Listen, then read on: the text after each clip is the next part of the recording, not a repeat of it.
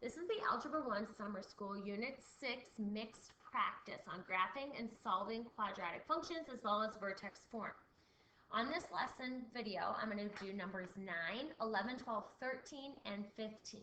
If you have questions other than these 5, you need to look at the key that's posted on Canvas or come into office hours and ask your instructor for help.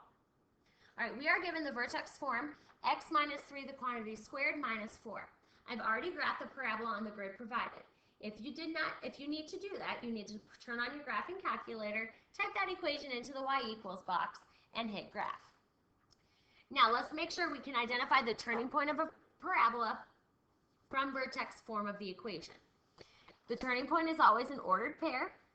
The x value is the opposite of the number that's inside the parentheses, and exactly the same as the number that's outside the parentheses. So we do have a turning point at 3, -4, which is the turning point of my graph. This is a minimum value I can see from the graph. It's the very lowest. Now the axis of symmetry is the equation of the line that goes right through the middle of my parabola. So that's going to be x equals, has an x there already, the x value of the turning point, which is 3. Now the y-intercept is an ordered pair. It crosses the y-axis, and that ordered pair happens at 0, +5.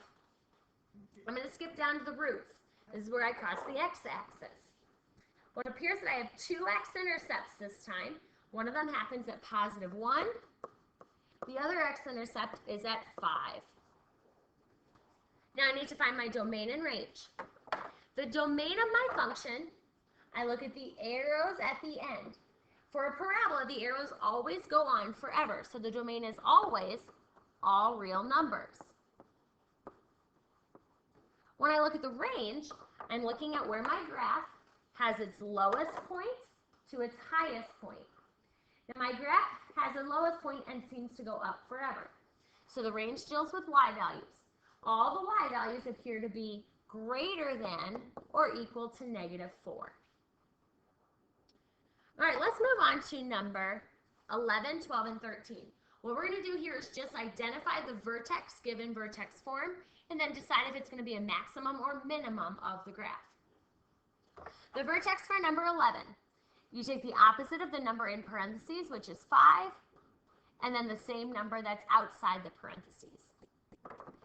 Because there is no negative in front of the whole equation, this graph is going to open up, which tells me that my graph is going to have a minimum value.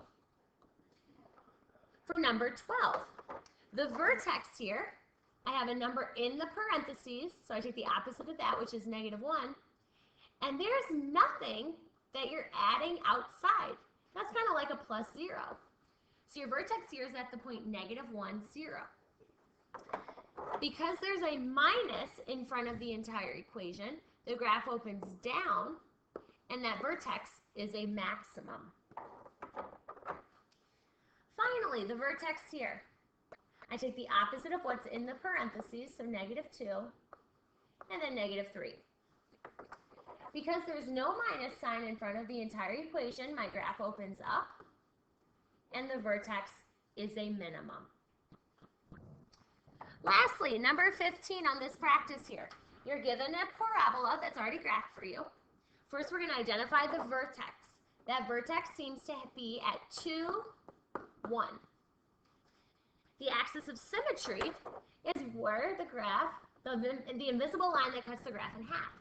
That's always x equals the x-coordinate of the vertex, which is x equals 2. That's the equation of this invisible line. My vertex is a maximum. It's the highest point my graph has. And the roots of this graph, or the solutions, root solutions, x-intercepts, they're all the same, is at 1, 0, and 3, 0. Those are 2 x-intercepts. This graph is opening down, which helps me identify the equation of the line.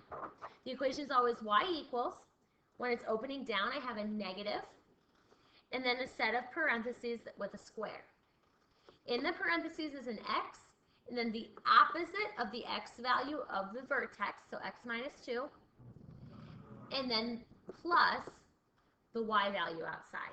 So the equation of that parabola is negative x minus 2 squared plus 1. All right, if you have other questions, you can check out the answers that are on the file, the key that's posted on Canvas, or come into office hours and ask your instructor for help.